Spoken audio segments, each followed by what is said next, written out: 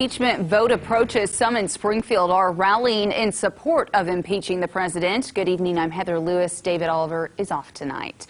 Our Jesse Inman was at that rally in South Springfield earlier tonight. He's back in the studio with us now. So, Jesse, what was the turnout like for this event tonight? You know, it was cold outside this evening, but the cold did not keep people from both sides to come out and voice their opinions on whether or not President Donald Trump should be impeached.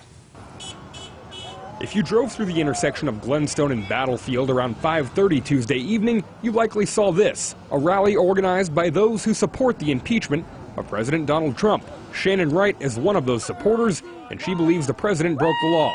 Well, the main message is really about the president is going to be impeached. People need to understand that part is a fact. He also does really need to be removed from office. He has abused his power. He has requested interference from a foreign power into our elections, which is illegal. The only opposer of impeachment willing to talk to us on camera at the rally was Nick Helm.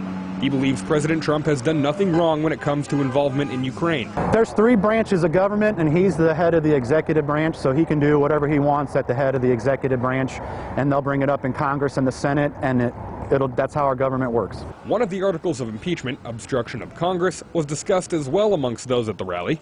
Local history professor Michael Verney says he'd like to see the Senate trial include key White House officials close to the Ukraine situation, who the president allegedly kept from testifying during the House hearings. I am hoping that senators will take their role as jurors very seriously.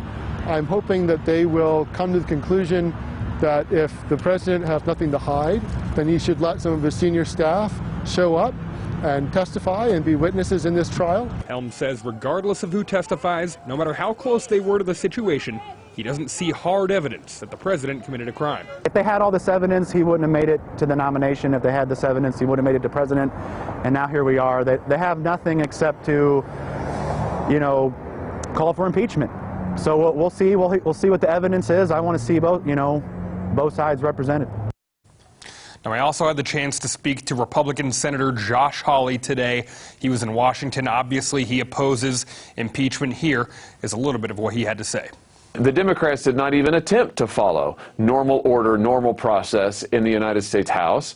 They rushed this through. And everybody, I think, now realizes, even Nancy Pelosi, that the process that they underwent was a total joke and that the public is unhappy about it. And the public should be unhappy. Missourians should be unhappy about this because all that has happened in the last few months in the House is 100% partisan politics.